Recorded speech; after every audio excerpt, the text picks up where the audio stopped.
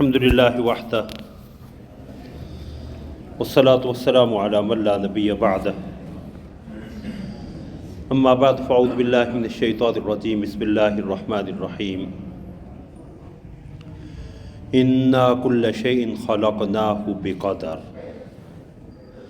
صدق اللہ العظیم اللہم صلی علی محمد وعلی آل محمد کما صلیت علی ابراہیم وعلی آل ابراہیم انک حمید مجید اللہم بارک علی محمد وعلی آل محمد کما بارکت علی ابراہیم وعلی آل ابراہیم انک حمید مجید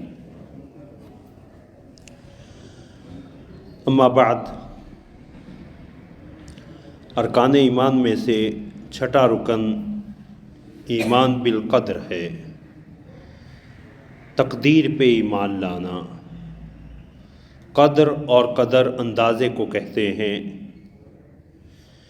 اللہ رب العزت نے اس کائنات میں اس کی تخلیق سے پہلے ہی جو کچھ رونما ہونا تھا، اپنے ازلی و ابدی علم کی وجہ سے ان اشیاء کے پیدا کرنے سے پہلے ہی ان کو جان لیا، پھر اسے لکھ لیا، اور اس کائنات میں جو کچھ ہو رہا ہے اللہ رب العزت کی مشیت اور ارادے سے ہو رہا ہے، اس کے حکم سے ہو رہا ہے، اور اللہ رب العزت ہی ان تمام چیزوں کے خالق ہیں۔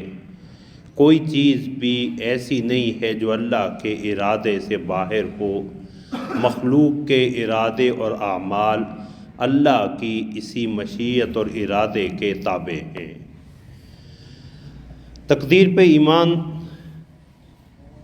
رسول اللہ صلی اللہ علیہ وسلم کی اس مشہور حدیث جبریل میں بھی مذکور ہے، جس میں رسول اللہ صلی اللہ علیہ وسلم نے ارکان ایمان بتلائے: ان تؤمن باللہ وملائکتہ وکتبہ ورسلہ والیوم الآخر والقدر خیرہ وشرہ من اللہ، کہ تم اللہ پہ ایمان رکھو، اللہ کے فرشتوں پہ، کتابوں پہ، رسولوں پہ، آخرت کے دن پہ، اور اچھی بری تقدیر کے اللہ کی طرف سے ہونے پہ۔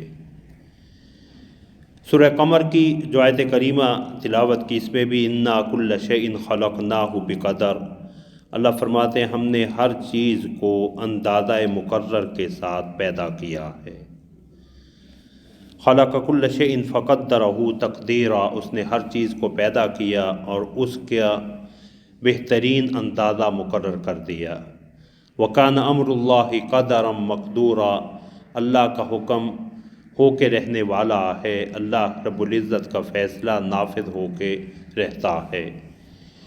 امام بغوی رحمۃ اللہ علیہ نے شرح السنہ میں لکھا ہے کہ تقدیر پہ ایمان لانا بھی فرض اور لازم ہے، اور تقدیر کا معنی یہ ہے کہ اللہ رب العزت نے اس کائنات کو پیدا کرنے سے پہلے اس میں جو کچھ رونما ہونا تھا، جو جو مخلوقات ہونی تھیں، ان کی کیا کیا صفات ہونی تھی، ان کے کیا کیا اعمال ہونے تھے، ان کی عمریں، ان کے رزق، یہ ساری چیزیں اللہ نے ان کے وجود میں آنے سے پہلے ہی اپنے علم کی بنا پہ جان لی۔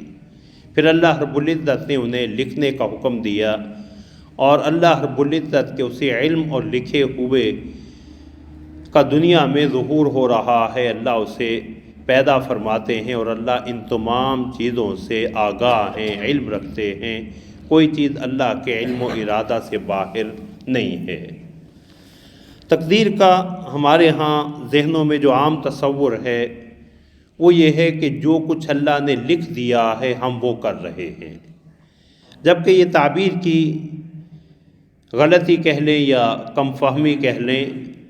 تقدیر یہ نہیں ہے کہ جو اللہ نے لکھ دیا ہم وہ کر رہے ہیں، بلکہ تقدیر یہ ہے کہ جو ہم نے کرنا تھا اللہ نے اسے اپنے علم کی بنا پہ پہلے سے ہی جان لیا ہے۔ تو ہم اپنے اعمال میں آزاد ہیں، اسی لیے تو عذاب اور نعیم ہے، نعمتیں ہیں۔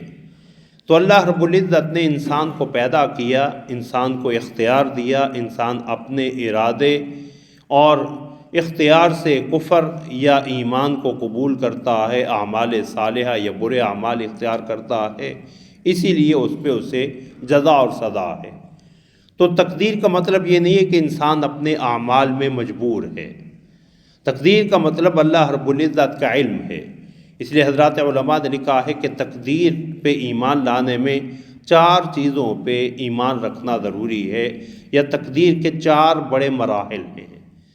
پہلا مرحلہ جو ہے وہ اللہ رب العزت کا علم ہے، کہ اللہ رب العزت نے کائنات کو پیدا کرنے سے پہلے ہی، صحیح مسلم کی حدیث میں حضرت عبداللہ بن عمر رضی اللہ تعالیٰ عنہ کی حدیث ہے کہ رسول اللہ صلی اللہ علیہ وسلم نے فرمایا کہ اللہ رب العزت نے مخلوق کی یہ تقدیر آسمان و زمین کی پیدائش سے 50,000 سال پہلے ہی لکھتی تھی۔ دوسری حدیث پہ رسول اللہ صلی اللہ علیہ وسلم نے فرمایا، حضرت عبادہ بن صامت رضی اللہ تعالیٰ عنہ کی حدیث مسند احمد کی، کہ اللہ رب العزت نے سب سے پہلے قلم کو پیدا فرمایا اور پھر اسے کہا کہ لکھو۔ تو نے کہا اللہ میں کیا لکھوں؟ تو فرمایا مقادیر الخلق، میری کائنات میں جو کچھ رونما ہوگا میں اسے پہلے سے جانتا ہوں، تو میرے اس علم کو احاطہ تحریر میں لیا۔ تو اللہ رب العزت کے پیدا کردہ قلم نے اللہ رب العزت کے اس علم کو تحریر کر دیا۔ یہ دوسرا مرحلہ۔ تو حضرت عبادہ بن صامت رضی اللہ تعالیٰ عنہ فرماتے ہیں کہ انہوں نے اپنے بیٹے سے اس حدیث کے آخر میں فرمایا کہ ہم نے رسول اللہ صلی اللہ علیہ وسلم سے سنا کہ جو اس عقیدے کے علاوہ کسی اور عقیدے پہ دنیا سے جائے تو وہ ملت اسلام پہ دنیا سے نہیں جا رہا۔ تو پہلا مرحلہ کیا ہے؟ علم۔ تقدیر جو ہے وہ اللہ کے ازلی علم کا نام ہے، کہ اللہ رب العزت نے کائنات میں جو کچھ ہونا تھا اللہ رب العزت نے اسے جان لیا۔ احصا کل شیء علما، اللہ رب العزت نے کائنات میں جو کچھ ہونا ہے اس کو اپنے علم کے احاطہ میں لے لیا۔ وَأَنَّ اللَّهَ بِكُلِّ شَيْءٍ عَلِيمٌ، اللہ ہر چیز کو جانتا ہے۔ أَلَمْ تَعْلَمْ أَنَّ اللَّهَ يَعْلَمُ مَا فِي السَّمَاوَاتِ وَمَا فِي الْأَرْضِ، کیا تم اس بات سے آگاہ نہیں کہ آسمان و زمین میں جو کچھ ہے اللہ اسے جانتے ہیں؟ یہ تقدیر کا پہلا مرحلہ ہے، اللہ کا علم، کہ جو کچھ رونما ہونا تھا اللہ نے اسے پہلے سے جان لیا۔ تقدیر کا دوسرا مرحلہ کتابتہ، اسے لکھنا ہے، کہ اللہ رب العزت نے جن چیزوں کا علم اللہ کو اپنے ازلی و ابدی علم کی بنا پہ تھا اللہ رب العزت نے اسے لکھ دیا۔ وَكُلَّ شَيْءٍ أَحْصَيْنَاهُ فِي إِمَامٍ مُبِينٍ، ہم نے ہر چیز کو امام مبین لوح محفوظ ایک واضح کتاب میں جو ہے وہ پہلے سے لکھ لیا۔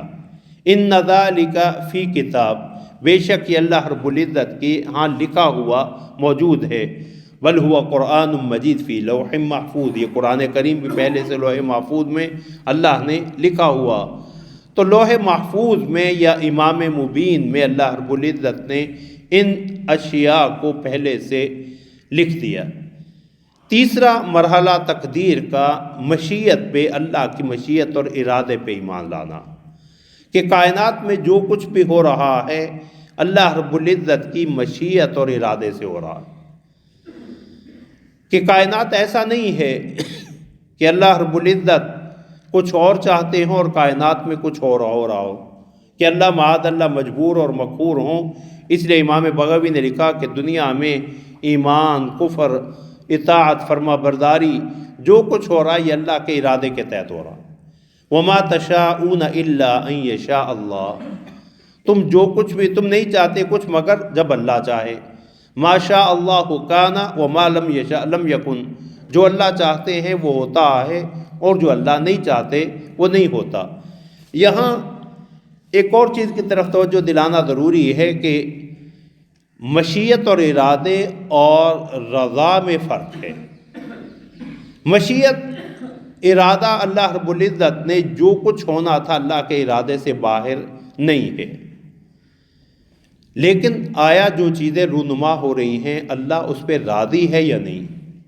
قرآن کریم نے اسے لا یرضی لعبادہ الکفر، اللہ اپنے بندوں کے لیے کفر کو پسند نہیں کرتا۔ ان تشکروا یرضہ لکم، اگر تم اللہ کے شکر گزار رہو گے تو وہ اس پہ راضی ہے، تمہارے لیے اسے پسند کرتا۔ تو اللہ نے اپنی پسند ناپسند بتلانے کے لیے کتابیں بھی بھیج دیں، انبیاء اور رسول کو بھی بھیج دیا۔ کائنات میں جو کچھ رونما ہو رہا ہے وہ اللہ کے ارادے سے رہا ہے۔ یہ اللہ کے تکوینی ارادے ہیں، لیکن اللہ رب العزت کو یہ چیز پسند ہے یا نہیں، یہ دوسرا معاملہ۔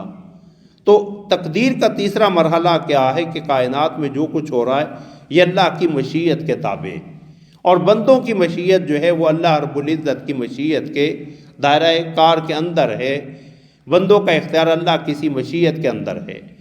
چوتھی چیز جو ہے اللہ رب العزت کا ان چیزوں کو پیدا کرنا، خلق۔ تو تقدیر کا چوتھا مرحلہ خلق ہے کہ اللہ رب العزت نے ان تمام چیزوں کو پیدا کیا۔ اللہ خالق کل شیء، اللہ ہر چیز کا خالق بھی ہے، وہو علی کل شیء وکیل، وہ ہر چیز کا کارساز اور نگران بھی ہے۔ خلقکم وما تعملون، تمہیں بھی پیدا کیا اور تمہارے اعمال کو بھی پیدا کیا۔ تو تقدیر پہ ایمان اللہ رب العزت کے ازلی و ابدی علم پہ ایمان رکھنا ہے کہ کائنات میں جو کچھ ہونا تھا اللہ رب العزت نے اپنے علم سے اسے پہلے سے ہی جان لیا، اور اپنے اس علم کو اللہ رب العزت نے لکھ دیا، اور اس علم کے مطابق اللہ کی مشیت اور ارادے کے تحت ہی یہ کائنات کی چیزیں وجود میں آتی گئیں۔ تو علم، کتابت، مشیت اور خلق، یہ تقدیر پہ ایمان کے چار بنیادی اجزاء ہیں کہ اللہ نے سب چیزوں کو پہلے سے جانا، پھر اللہ رب العزت نے ان چیزوں کو لکھوایا، پھر اللہ رب العزت کی مشیت اور ارادے سے سب کچھ رونما ہو رہا ہے، اور اللہ رب العزت نے ان چیزوں کو وجود بھی اللہ نے بخشا۔ اب انسان کا ایمان اور کفر اس کے اپنے ارادے سے، قرآن کریم کی بہت سی آیات مبارکہ اور تقدیر کا یہ مفہوم صحیح نہ سمجھنے کی بنا پہ مشرکین مکہ نے یا دیگر قوموں کے کفار نے جو ہے اللہ رب العزت نے ان کا یہ جملہ بار بار ذکر کیا کہ اگر اللہ چاہتا تو ہم شرک نہ کرتے، لو شاء اللہ ما اشرکنا۔ تو اللہ شرک نہیں چاہتا، لیکن شرک دنیا میں شرک کا وجود، کفر کا وجود اللہ کے ارادے کے سے ہو رہا، لیکن لا یرضی لعبادہ الکفر، اللہ اس شرک پہ راضی نہیں ہے۔ اس لیے تو اس نے اپنی کتاب میں یہ آیت کریمہ نازل فرما دی کہ ان اللہ لا یغفر ان یشرک بہ ویغفر ما دون ذلک لمن یشاء، کہ اللہ شرک کو معاف نہیں کریں گے، باقی گناہوں کو جسے چاہیں معاف فرما دیں۔ اللہ رب العزت نے فمن شاء فلیؤمن ومن شاء فلیکفر، جو چاہے ایمان لے آئے اور جو چاہے کفر اختیار کرے۔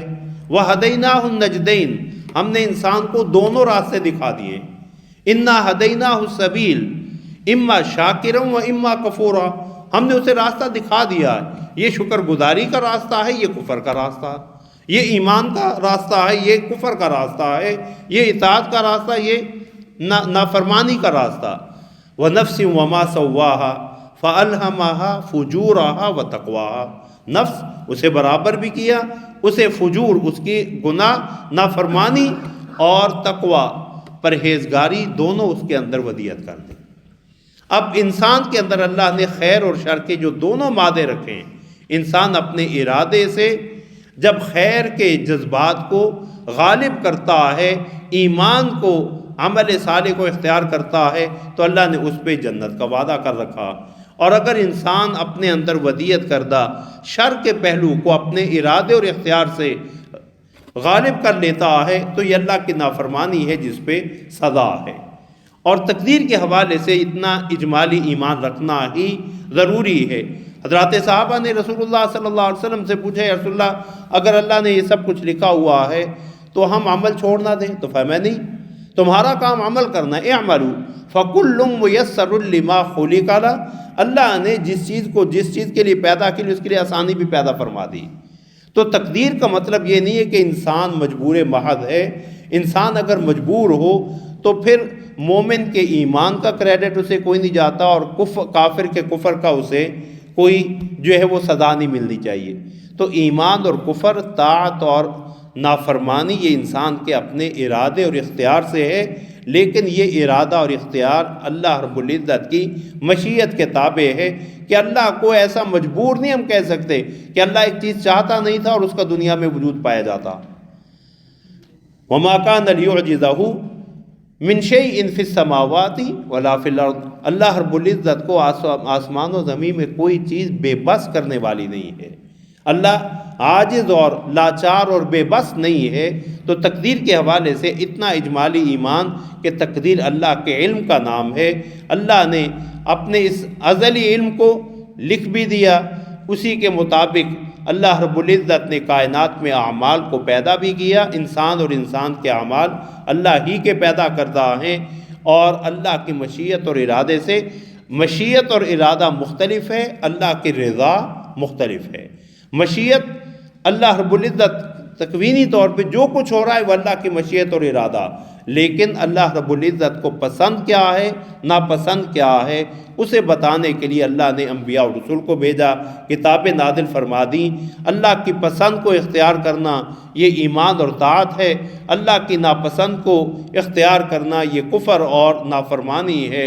ایمان اور طاعت پہ اچھا بدلہ ہے اور کفر اور معصیت پہ برا بدلہ ہے، اور تقدیر میں زیادہ بحث و مباحثہ میں پڑھنا رسول اللہ صلی اللہ علیہ وسلم نے اسے ناپسند فرمایا، بلکہ سخت ناراضگی کا اظہار فرمایا۔ تو اتنا اجمالی ایمان رکھنا ضروری ہے کہ تقدیر اللہ کے علم کا نام ہے، اور تقدیر کا مطلب یہ نہیں ہے کہ جو اللہ نے لکھ دیا ہم وہ کرنے پہ مجبور ہیں، بلکہ تقدیر کا مطلب یہ ہے کہ جو ہم نے کرنا تھا اللہ نے اسے پہلے سے ہی جان لیا۔ امام غزالی رحمۃ اللہ علیہ نے اس کی مثال دی کہ اسے آج کے مثال کے مطابق بارشوں کا ہونا، کہ محکمہ موسمیات والے کہتے ہیں اس سال بارشیں زیادہ ہوں گی، اس سال بارشیں کم ہوں گی۔ اب صرف ان کے کہہ دینے کی وجہ سے بارشیں کم اور زیادہ نہیں ہوتی، بلکہ انہوں نے اپنے ٹول سے آلات سے اللہ کے دیے ہوئے علم کی بنا پہ وہ اندازہ لگاتے ہیں کہ اس سال جو ہے وہ بارشیں کتنی ہوں گی، کس مقدار میں ہوں گی۔ اب صرف ان کے کہہ دینے سے نہیں ہو رہی، بندوں کے اندازے ہیں، ٹولز کے آلات کے محتاج ہے، لہذا کبھی پورے اترتے ہیں کبھی پورے نہیں اترتے، لیکن اللہ رب العزت کا ذالک تقدیر العزیز العلیم، یہ تقدیر یہ اندازہ اس غالب کا بھی ہے اور علم والے کا ہے، اس کا علم کسی آلے کا محتاج نہیں ہے اور اس کے ارادے سے کوئی چیز باہر نہیں ہے، لہذا اس کے علم میں کوئی کمی بیشی جو ہے وہ ہو نہیں سکتی۔ اللہ رب العزت ہمیں تقدیر پہ بھی کامل ایمان نصیب فرمائے، اور یہ تقدیر پہ ایمان ہمیں اللہ رب العزت کی رضا پہ راضی رہنے، دنیا میں آنے والی مصائب پہ صبر کا سبق دیتا، اور اس چیز کا کہ کوئی چیز جو ہے اللہ جو عالم الغیب والشہادہ ہے، علام الغیوب ہے، کوئی چیز اپنے وجود سے پہلے بھی یہ نہیں ہے کہ وجود میں آئے گی تو اللہ کو اس کا علم ہوگا۔ بندوں کا علم یہ ہے کہ کوئی چیز ہمارے وجود میں آئی تو ہمیں پتہ چلا کہ یہ واقعہ رونما ہوا۔ اللہ رب العزت کا علم جو ہے وہ ان اشیاء کے وقوع پذیر ہونے سے پہلے کا علم ہے، اور ان واقعات کے یا کائنات میں جو کچھ ہونا تھا، مخلوقات اور ان کے بارے میں اللہ کا جو حکم چلنا تھا، اللہ نے اسے پہلے سے جان لیا، اسے پہلے سے لکھ دیا۔ وہی اللہ کی مشیت اور وہی اللہ کے خلق کے نظام کے تحت وجود میں آ رہا ہے۔ اللہ رب العزت ہمیں جو اس میں ہمارے لیے اللہ نے سبق رکھا ہے کہ ہم اللہ کے فیصلوں پہ راضی رہیں، اور اس بات پہ کہ اللہ رب العزت نے ہمارے لیے خیر ہی رکھی ہے، اور رسول اللہ صلی اللہ علیہ وسلم نے فرمایا کہ مومن کا معاملہ ہر حالت میں اس کے لیے بہتر ہی بہتر ہے۔ ان امر المؤمن کلہ لہ خیر، ہمیں مومن کو مصیبت آ جائے تب بھی اس کے حق میں بہتر، اچھا اللہ کی طرف سے نعمت اور اچھائی مل جائے تب بھی بہتر۔ ہمیں یہ چیز کسی اور کے لیے نہیں ہے، یہ تقدیر پہ ایمان کا نتیجہ۔ ہمیں اگر اسے اللہ رب العزت کی طرف سے کوئی اچھائی ملتی ہے تو شکر ادا کرتا ہے، تب یہ اس کے حق میں بہتر، اور اگر کوئی تکلیف اور آزمائش آ جاتی ہے تو صبر کرتا ہے، تب یہ اس کے حق میں بہتر۔ اللہ ہمیں عمل کی توفیق عطا فرمائے۔ وآخر دعوانا ان الحمد للہ رب العالمین۔